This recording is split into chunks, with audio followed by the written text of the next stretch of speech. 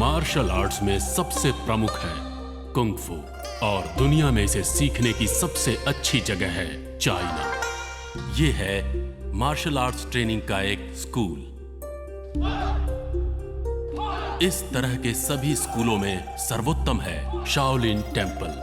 ये बौद्ध धर्म का मंदिर होने के साथ साथ सेल्फ डिफेंस यानी आत्मरक्षा प्रशिक्षण का केंद्र भी है। जिसने इन्हें इस कला को सिखाया और शाओलिन टेम्पल को बनाया, जो इनकी नजर में आज भी भगवान है, वो हैं पल्लव महाराज के तीसरे राजकुमार बोधिधर्मन, एक भारतीय।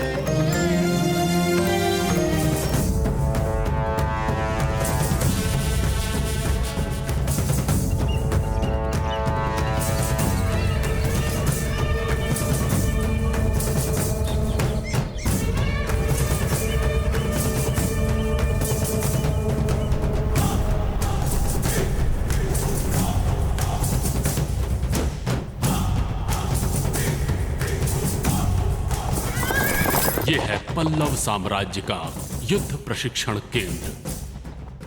जब दूसरे देशों में नरबली का दौर चल रहा था, तब हम मार्शल आर्ट्स और दूसरी कलाओं के साथ साथ औषधियों का भी अध्ययन कर रहे थे। विभिन्न प्रकार के जानलेवा रोगों का यहां अद्भुत और शर्तिया इलाज तैयार किया जाता था। इन सभी कलाओं के साथ साथ सम्मोहन विद्या के भी महारथी थे बोधिधर्मन।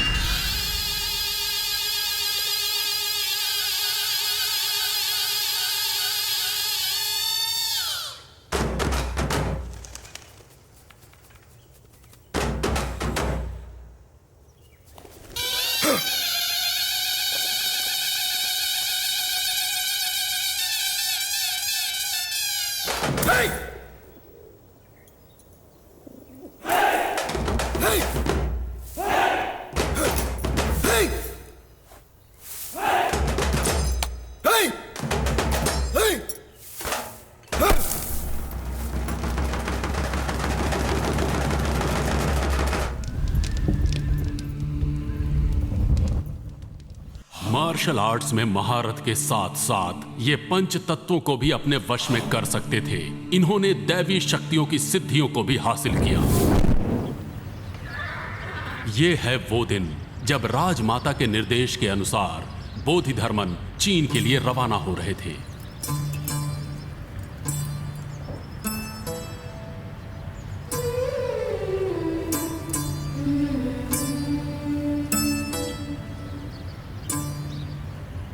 अगर राजमाता ने यह निर्णय ले ही लिया है कि मुझे चीन जाना चाहिए, तो अवश्य ये मुझे किसी भले काम के लिए भेज रही हैं। अनुमति देने के लिए धन्यवाद। ये मेरा लिखा हुआ अभिलेख है। उचित समय पर इसका उपयोग होगा। मुझे आशीर्वाद दीजिए।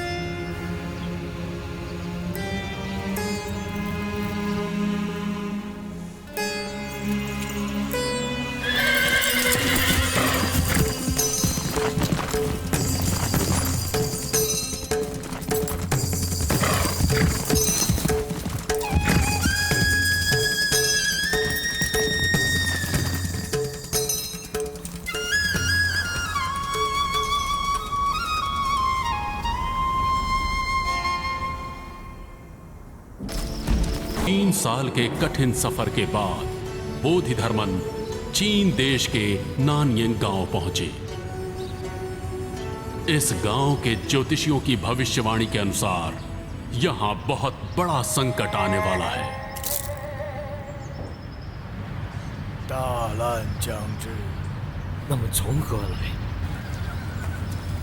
बोधिधर्मन के यहां पहुंचने पर गांव वालों ने उन्हें ही वो संकट समझ लिया।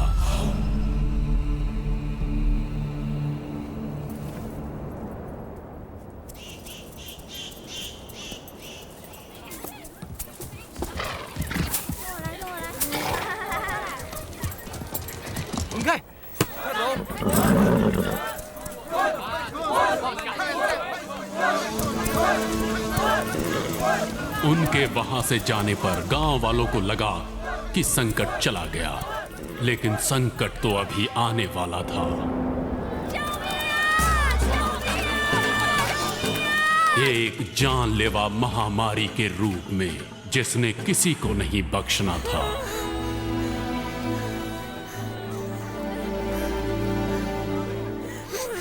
हाँ, हाँ बा।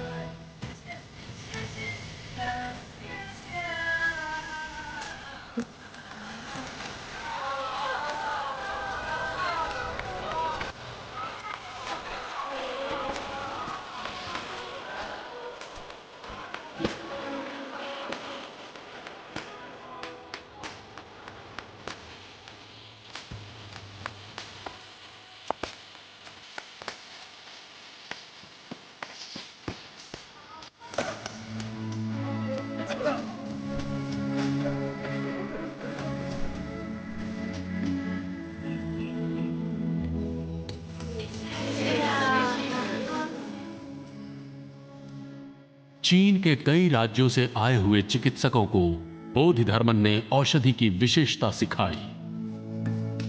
谢谢。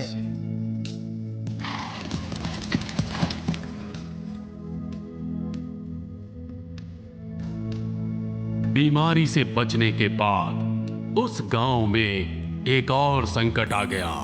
वो मनुष्य के रूप में हैवान था।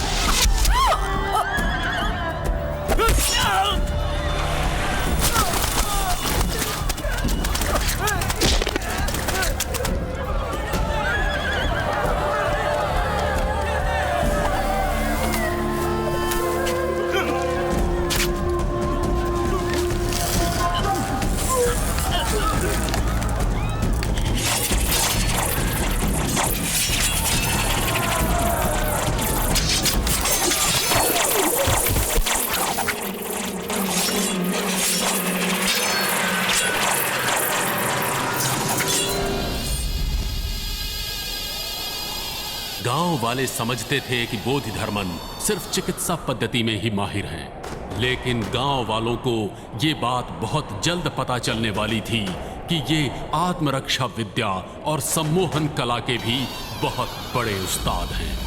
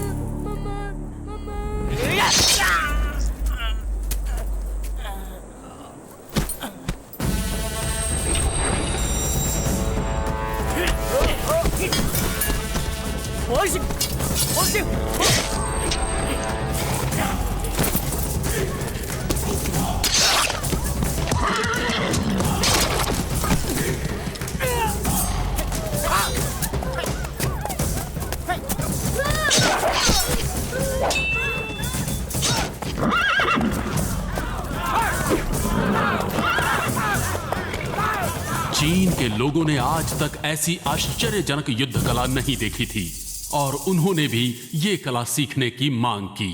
大魔，请你教我们武术，我们也是要学。谢谢，谢谢。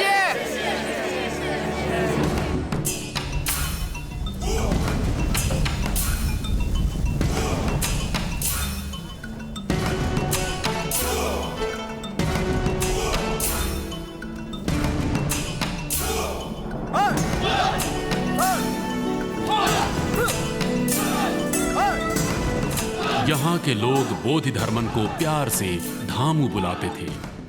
वो उस गांव में रहकर अपनी कला सिखाने लगे। कई वर्षों बाद जब उन्होंने अपने वतन वापस जाने की इच्छा जताई, तब ज्योतिषियों ने उनके जाने के बाद फिर से संकट आने की भविष्यवाणी की। अगर इस संकट से बचना है तो बोधिधर्मन को यहीं रोकना होगा, किसी भी हाल में, जिंदा या मुर्दा। गांव वालों ने उन्हें रोकने के लिए उनके खाने में जहर मिला दिया, लेकिन बोधिधर्मन ये बात भली भांति जानते थे।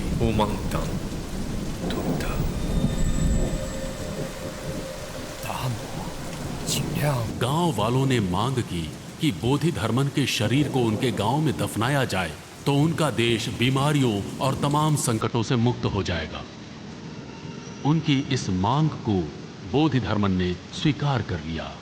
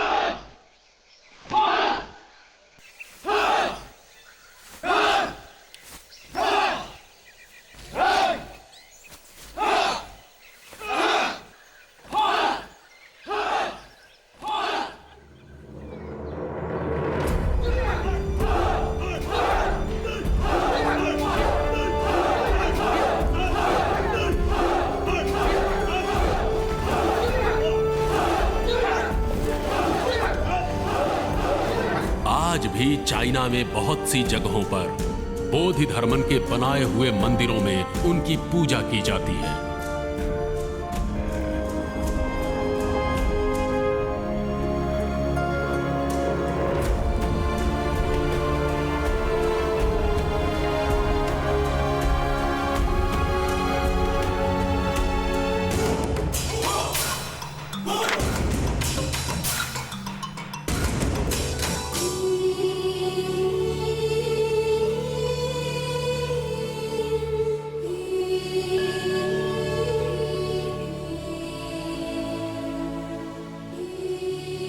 चाइना, जापान, थाईलैंड और कई देशों में मंदिर बनाकर एक भारतीय को पूजा जाता है, लेकिन हम में से कितने लोग इन्हें जानते हैं?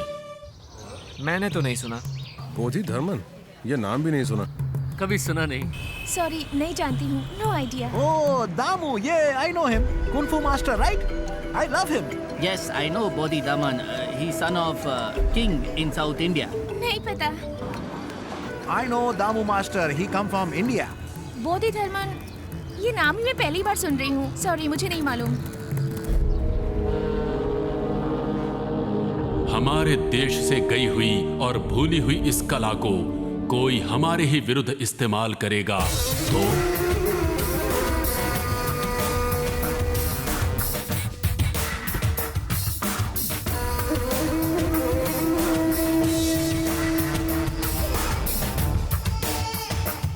डोंगली, जिसके बारे में बताया था, ये शाओलिन टेम्पल का सबसे बेस्ट स्टूडेंट है।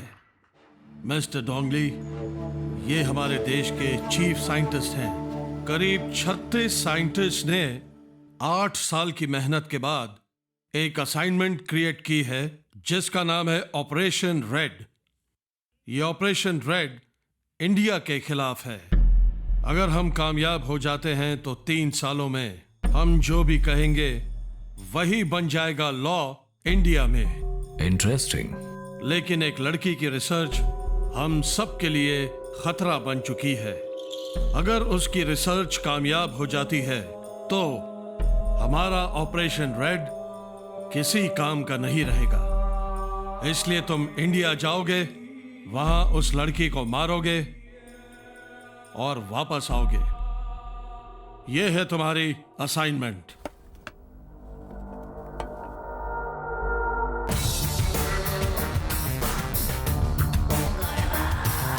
सर, सिर्फ एक आदमी को भेजना ठीक नहीं है। पूरी टीम भेजेंगे। अगर ये पकड़ा गया तो हमारे देश में प्रॉब्लम हो सकती है। इसे कोई नहीं पकड़ सकता। इतना ओवर कॉन्फिडेंट होना ठीक नहीं।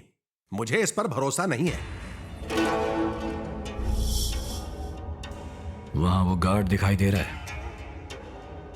जनरल, क्या वो एक काबिल सोल्जर है? जी। क्या वो अपने देश के लिए जान दे सकता है? बिल्कुल।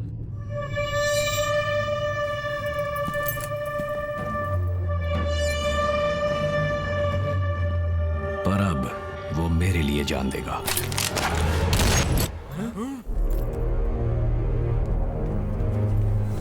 क्या अब ठीक है सर?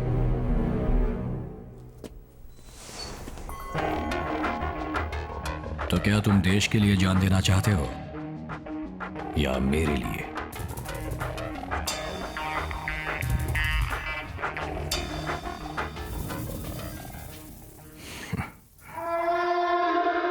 मैं बस एक बात जानना चाहता हूं, ऑपरेशन रेड है क्या? डोंगली, तुम ही इसे शुरू करने वाले हो। जब तुम इंडिया पहुंच जाओगे अपने आप समझ जाओगे। तो मुझे इंडिया कब जाना है? आज ही।